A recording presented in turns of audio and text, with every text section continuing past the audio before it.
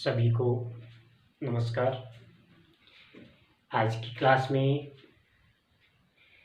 अपना जो काव्य शास्त्रीय बिंदु चल रहा है काव्य दोष, उसको अपन पढ़ते हैं। काव्य दोषों में लगभग 9 काव्य दोष आपने पढ़ लिया। 10वां काव्य दोष आप पढ़ेंगे जो है पुनरुक्त दोष। 9वां आप शायद इसमें आपने कौन कौन से पढ़े हैं,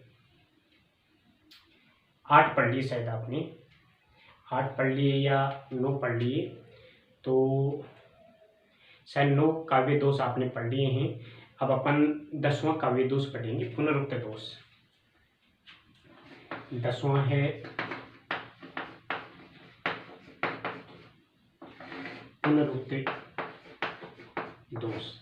देखो बेटा, पुनरुक्त यानी पुनः आवर्ती, इसमें क्या होता है कि जब किसी पद में एक ही अर्थ को प्रकट करने वाले अनावश्यक शब्दों का प्रयोग कर दिया जाता है, एक ही अर्थ को प्रकट करने वाले शब्दों का अनावश्यक प्रयोग कर दिया जाता है, तो वहाँ पुनरुक्त दोष माना जाता है।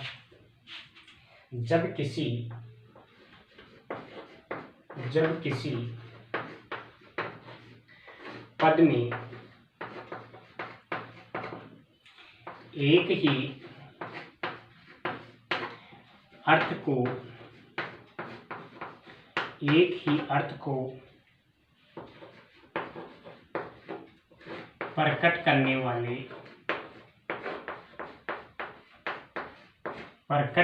वाले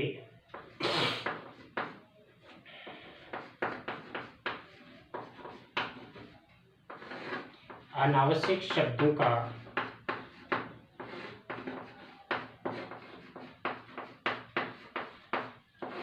प्रयोग कर दिया जाता है, अनावश्यक शब्दों का प्रयोग कर दिया जाता है, तो वहाँ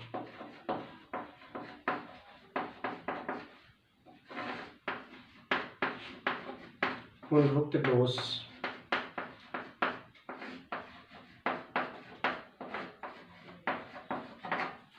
बेटा नाम है पुनः, यानी आवर्ती के तौर पर शब्दों का प्रयोग करना, आवर्ती के रूप में शब्दों का प्रयोग करना, जिनका कोई वहाँ औचित्य नहीं है, उनका वहाँ कोई अर्थ नहीं निकलता है, तो ऐसे शब्दों का जहाँ प्रयोग होता है वहाँ पुनरुक्त दोष ही माना जाता है। जैसे अपन उदाहरण लें कि कोमल वचन सभी को भाते हैं। उदाहरण है कोमल वचन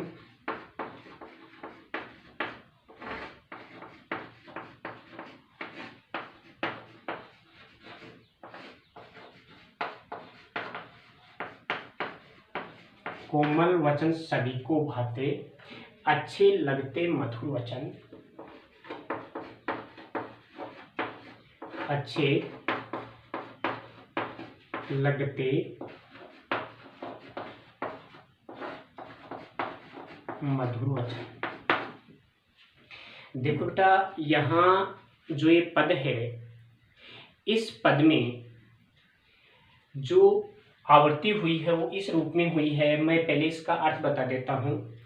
कोमल वचन, कोमल का अर्थ लिया जाता है बेटा जो मधुर होते हैं या सुनने में बड़े मधुर लगते हैं।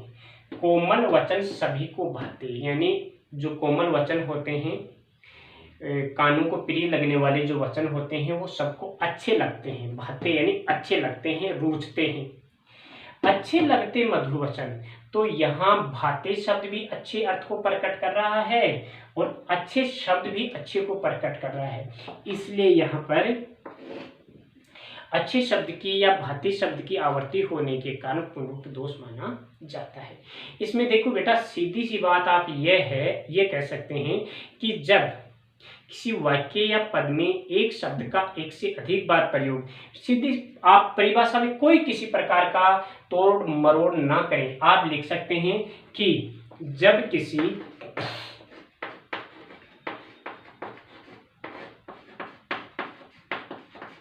वाक्य या पद में जब किसी वाक्य या पद में एक शब्द का एक से अधिक बार प्रयोग हो जाता है, एक शब्द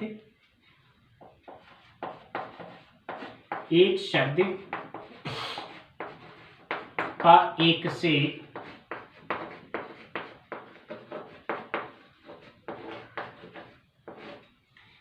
से अधिक बार प्रयोग कर दिया जाता है,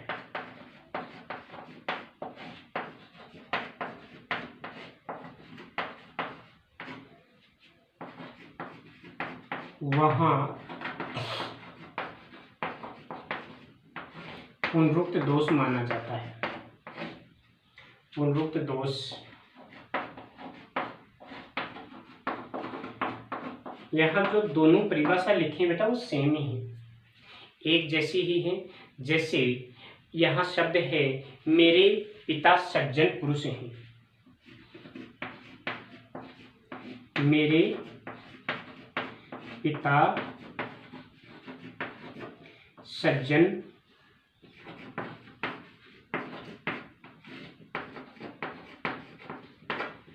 कौन से शब्द की आवृत्ति हुई है? यहाँ देखिए बेटा, ये जो शब्द है कि मेरे पिता सज्जन पुरुष हैं, यहाँ पर पुरुष शब्द सज्जन के लिए ही प्रयुक्त होता है हमेशा, और सज्जन शब्द पुरुष के लिए ही प्रयुक्त होता है, न कि महिला के लिए। तो यहाँ पर ये सज्जन और पुरुष शब्द की आवृत्ति हुई है, इसलिए यह अशुद्ध वाक्य है, और इस प्रकार से अशुद्धि जहाँ होती है वहाँ पुनरुक्त दोष माना जाता है। अब देखिए बेटा, जैसे उदाहरण है कि मेघ पानी बरसाते हैं, क्या है? मेघ पानी बरसाते हैं। मेघ यानी होता है बादल। आप सीधा ऐसे ही लिख दो ना इसको कि बादल बरसते हैं या मेघ बरसते हैं, सभी लोग समझ जाएंगे कि मेघ बरसेंगे तो क्या बरसेगा? पानी बरसेगा। यहाँ पानी शब्द का अनावश्यक प्रयोग हुआ है, सीधा लिख दो मेघ बरसते हैं, बादल बरसते हैं, या ऐसे लिख दो पानी बरस रहा है, यानी वह हो जाएगा सीधा कि बरसात हो रही है, सीधी बात है। तो यहाँ इस प्रकार की जहाँ अशुद्धियाँ पाई जाती हैं वहां पर कौन सा दोष पाया जाता है बेटा? पुनरुक्त दोष पाया जाता है। अब अगला जो दोष है वो है रस दोष। मैंने आपको पढ़ा दिया था वाक्य दोष या रस दोष, उसमें भी यही होता है बेटा कि जहां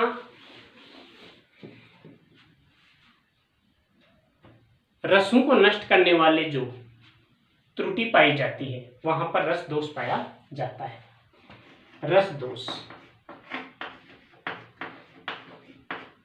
आप साहित्य के स्टूडेंट हैं, कक्षा 11 में आपने अलग से टॉपिक पढ़ा था काव्य रस, यानी ऐसा काव्य जिसको पढ़ने से आनंद की अनुभूति होती है उसे ही रस कहते हैं। काव्य को पढ़ने से प्राप्त होने वाले आनंद अनुभूति ही काव्य रस कहलाती है। काव्य रसों की संख्या साहित्य में 9 है और हिंदी साहित्य में 10 मानी जाती है। वैसे नाटक के लिए तो 8 रस ही हैं, श्रृंगार, हास्य, करुण, रौद्र, वीर, भयानक, जुगुप्सा जो विभत्स रस के लिए है, विभत्स है, अद्भुत रस है, शांत है, भक्ति रस है, वात्सल्य रस है।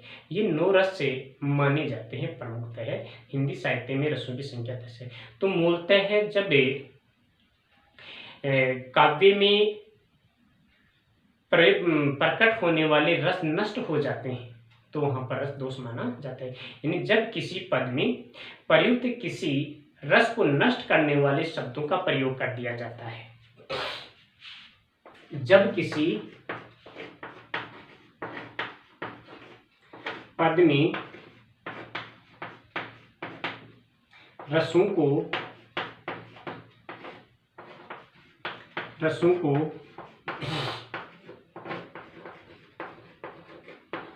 नष्ट करने वाले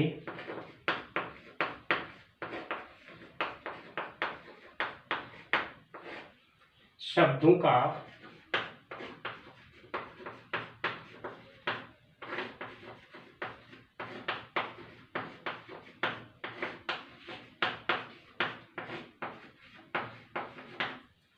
रसों को नष्ट करने वाले शब्द काव्य दोष कौन सी श्रेणी में आएंगे?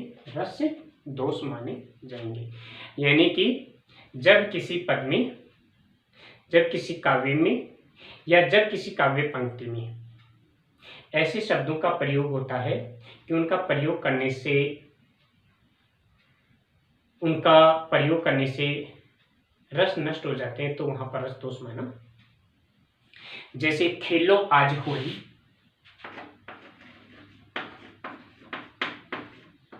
खेलो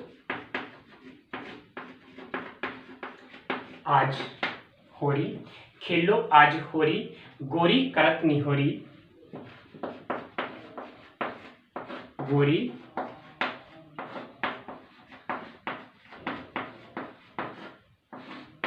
गोरी करत निहोरी, पल पतों ने यहाँ, पल पतों ने यहाँ, पल पतों ने यहाँ काली कहा होई गो, काली कहा होई गो। तो बेटा जी बात यह है कि यहाँ इस प्रथम पंक्ति में तो आ रहा है, देखिए यहाँ तो कौन सा, खेलो आज होरी, गोरी करत निहोरी, यानी ये ब्रिज प्रदेश में उस घटना का वर्णन है जब भगवान कृष्ण से गोपियां होली खेलने के लिए कह रही हैं कि हे कन्हैया, हे प्रभु, आप हमारे साथ होली खेलो। यहाँ पर इस पंक्ति में आप देखिए बेटा, इस पंक्ति में जो ये काव्य पंक्ति है ऊपर वाली, इसमें श्रृंगार रस का प्रयोग हो रहा है। यहाँ कौन सा रस आ रहा है? यहाँ श्रृंगार रस आ रहा है। तो ऊपर वाली पंक्ति में तो श्रृंगार है, लेकिन ऐसा थोड़ा ही हो सकता है कि एक ही पद में 2-3 रसों का प्रयोग हो जाए। अब यहाँ पल में, पल पतों ने यहाँ काली कहा होई गो, तो यह जो दूसरी पंक्ति है, इस पंक्ति में एक तरह से वैराग्य का भाव उत्पन्न हो गया है। यहाँ वैराग्य का भाव उत्पन्न हो गया है, इसलिए मूलतः ये कह सकते हैं कि यहाँ सन्यासी का भाव उत्पन्न हो रहा है। इसलिए यहाँ एक में दूसरा है, दूसरे में दूसरा है, इसलिए यहाँ पर समान रस नहीं होने के कारण रस संबंधी दोष यहाँ पर पाए जाते हैं। इसलिए यहाँ कौन सा दोष होगा? रस दोष माना जाएगा। अगला जो काव्य दोष है बेटा, वो दोष है हतवृत्त दोष। हतवृत्त दोष, छोटे छोटे दोष आ रहे हैं। हतवृत्त, आपने अभी यहाँ रस दोष में रसों को नष्ट करने वाले तत्व पढ़े हैं कि रसों को नष्ट करने वाले जो त्रुटियां होते हैं वहां पर रस दोष पाया जाता है। लेकिन यहाँ क्या होता है, जब भाई देखिए प्रत्येक पद में जो दोहा होता है, पद होता है, चौपाई होते हैं, वो छंदों के नियमों से बंधी हुई होती है। अधिकतर पदावलियां छंदों से युक्त होती हैं, उसमें किसी न किसी प्रकार के छंद का प्रयोग होता है। लेकिन जब किसी पद में छंद के नियमों के अनुसार मात्राओं और वर्णों का प्रयोग नहीं किया जाता है, तो वहां हतवृत्त दोष माना जाता है। जब किसी पद में छंद के नियमों के अनुसार, जब किसी पद में छंद के नियमों के अनुसार मात्राओं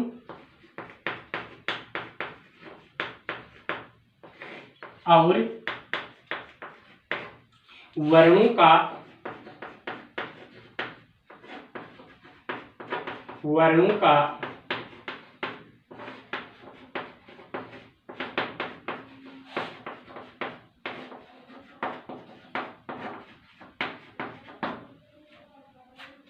जब किसी पद में या काव्य पंक्ति में मात्राओं और वर्णों का प्रयोग छंद के नियमों के अनुसार नहीं किया जाता है, वहां हतवृत्तिक दोष माना जाता है।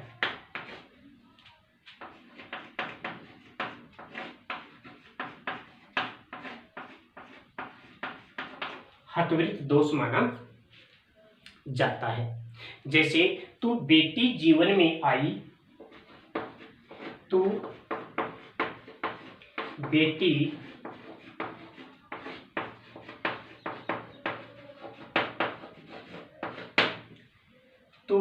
जीवन में आई, सुख की झोली भर लाई, सुख की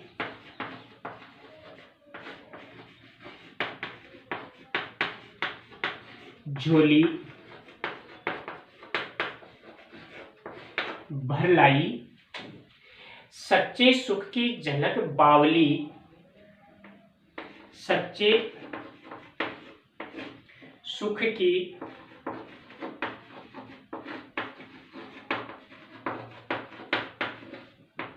झलक बावली, सच्चे सुख की झलक बावली, सच्चे सुख की झलक बावली तूने प्रथम दिखलाई, तूने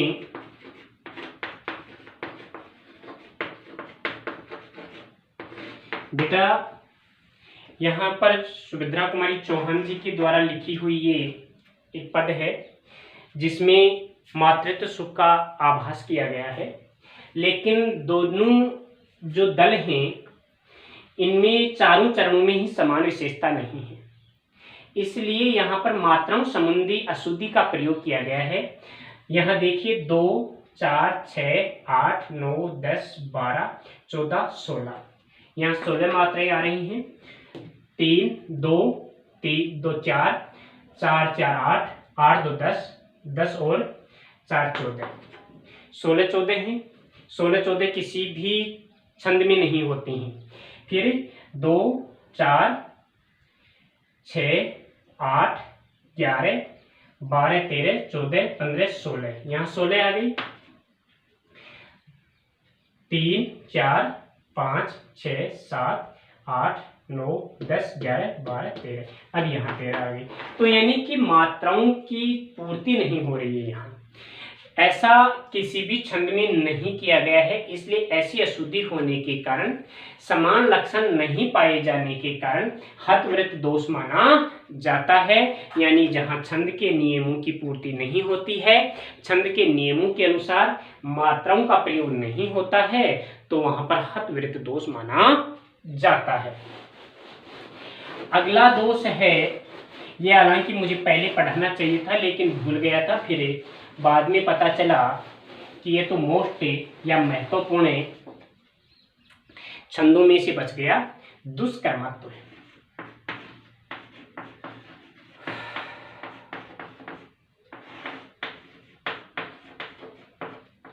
दुष्कर्मत्व दोष। दुष्कर्मत्व दोष क्या होता है? देखिए बेटा, एक तो पढ़ा है आपने एक तो पढ़ा अकर्मत्व यानी शब्दों के क्रम संबंधी दोष, और एक है दुष्कर्मत्व। वहां तो शब्दों का स्थान निर्धारित नहीं होता है, और यहाँ पर क्या होता है, जो पूरी बात होती है, पूरा जो कथन होता है उसका स्थान नहीं होता है। यानी जब किसी पद में किसी कथन को कर्मानुसार प्रस्तुत नहीं किया जाता है, वहां दुष्कर्मत्व दोष पाया जाता है।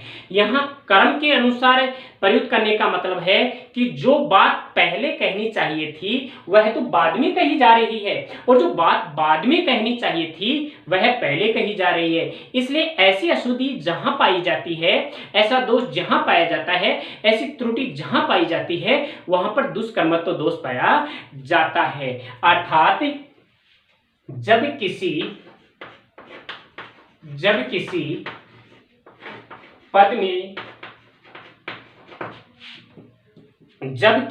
में किसी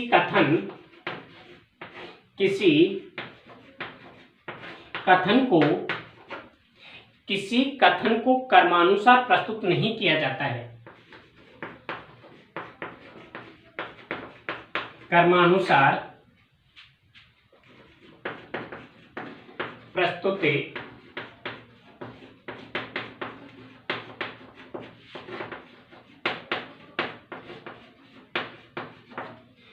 तो ये पहली परिभाषा हो गई। वहां दुष्कर्मत्व दोष माना जाता है।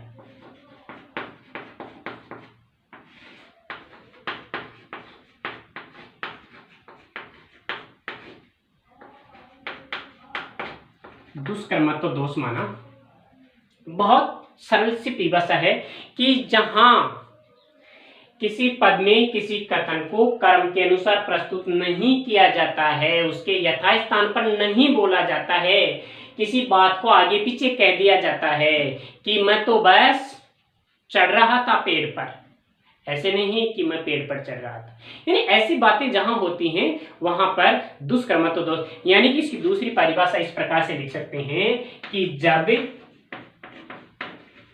किसी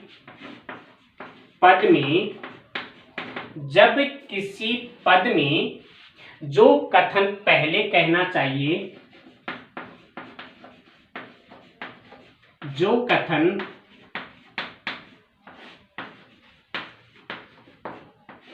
पहले कहना चाहिए वह तो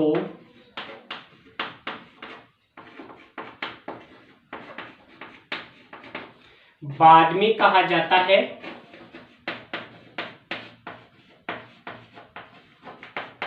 और जो बाद में कहना चाहिए, बाद में कहना चाहिए वह पहले कहा जाता है।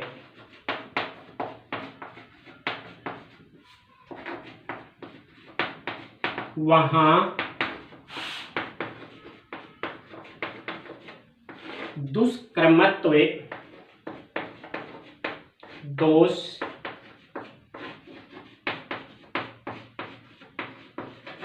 जो कथन पहले कहना चाहिए वो बाद में कहा जा रहा है, बाद में कहा जाने वाला कथन पहले कहा जा रहा है, तो दुष्कर्मत्व दोष माना जाता है। जैसे उदाहरण है बेटा,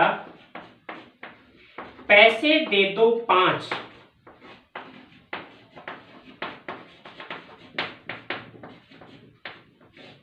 नहीं तो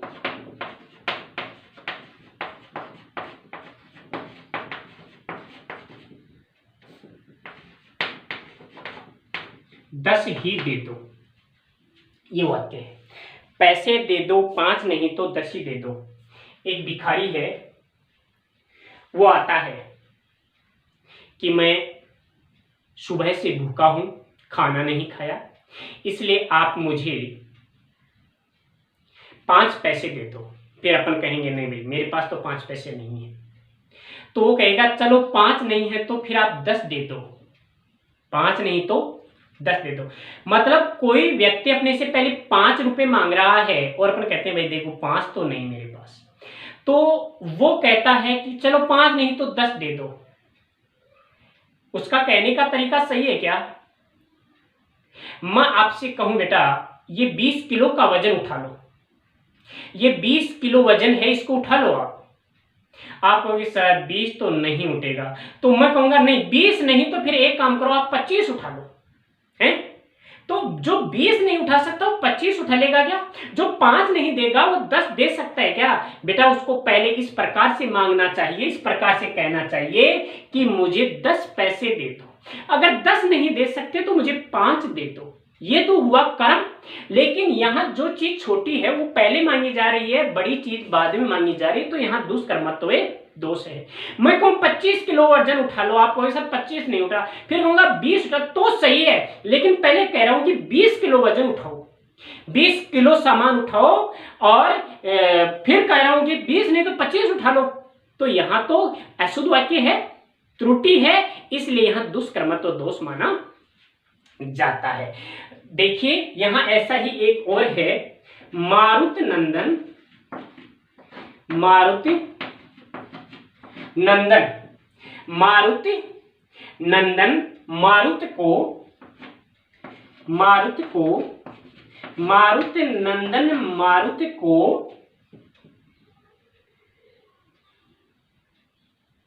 मन को खगराज को वेग लजायो, मारुति को मन को खगराज को वेग लजायो, खगराज को वेग लजायो। तो बेटा यहां देखिए मारुत नंदन हनुमान जी, मारुत यानी हवा, मन यानी मन, खगराज यानी गरुड़, यानी कि यहां जो कवि है वो ये कहना चाहता है कि हनुमान जी ने हवा का, मन का और पक्षीराज गरुड़ का वेग लगा दिया। लेकिन आप बताओ बेटा, सबसे ज्यादा वेग मन का होता है कि खगराज पक्षी का होता है? भाई मन तो पलक झपटे ही योजन मीलों दूरी पार कर लेता है। तो जो चीज यहां पर जो मन है और खगराज है, इसमें त्रुटि आई है कि हनुमान जी ने हवा का, या सबसे पहले आना चाहिए हनुमान जी ने पक्षीराज गरुड़ का वेग, हवा का वेग और मन के वेग को लज्जित कर दिया। अगर आपने पहले ही मन लिख दिया तो खगराज लिखने की क्या आवश्यकता थी? इसलिए बेटा जहां पर ऐसी अशुद्धियां पाई जाती हैं, जहां से दोष पाए जाते हैं, वहां पर कौन सा दोष पाया जाता है? दुष्कर्मत्व दोष पाया जाता है। अब एक देखिए, राजन मौका है दीजिए अथवा मत गजेंद्र, राजन मो कहे है दीजिए अथवा मत गजेंद्र, अथवा मत गजेंद्र। बताओ बेटा, एक भिखारी जो है राजा से भिक्षा मांग रहा है, एक ब्राह्मण एक राजा से भिक्षा मांग रहा है, दान मांग रहा है और दक्षिणा में क्या मांग रहा है कि हे राजन, हे राजा, या तो मुझे आप है यानी घोड़ा दे दो, है यानी या तो मुझे आप घोड़ा दो या फिर क्या दो? गजेंद्र यानी हाथी। बेटा हाथी की कीमत घोड़े से कई गुना होती है, हाथी की कीमत घोड़े से कई गुना होती है। तो जो राजा हाथी ही दक्षिणा में नहीं दे सकता, वह राजा घोड़ा ही दक्षिणा में नहीं दे सकता, वह हाथी कब दे सकता है? उसे पहले मांगना चाहिए कि राजन मोक गज दीजिए, गजेंद्र की जगह गज दीजिए अथवा है दीजिए, यानी आगे पर यदि आप मुझे कह सकता है भिखारी कि हे राजन, मुझे आप हाथी दान में दीजिए, और अगर हाथी नहीं दे सकते तो घोड़ा। ये तो शुद्ध भी है, लेकिन पहले तो घोड़ा मांगा है और जो कम कीमत का है वो मांगा है, और बाद में जो ज्यादा कीमत का है वो मांगा है। तो जो व्यक्ति कम कीमत का ही नहीं दे सकता, कम कीमत ही अदा नहीं कर सकता, वह व्यक्ति अधिक कीमत कैसे अदा कर सकता है? तो यहाँ पर इस प्रकार की जो अशुद्धि पाई जाती है, इस प्रकार का जो दोष पाया जाता है, वहां पर कौन सा दोष होगा? दुष्कर्मत्व दोष। तो बेटा आपके इस सिलेबस में आज के जो काव्य शास्त्रीय जो टॉपिक थे वो पूरे होते हैं। अब अपन या तो इतिहास पढ़ेंगे या बुक पढ़ेंगे, जो कल अपन डिसाइड करेंगे। धन्यवाद।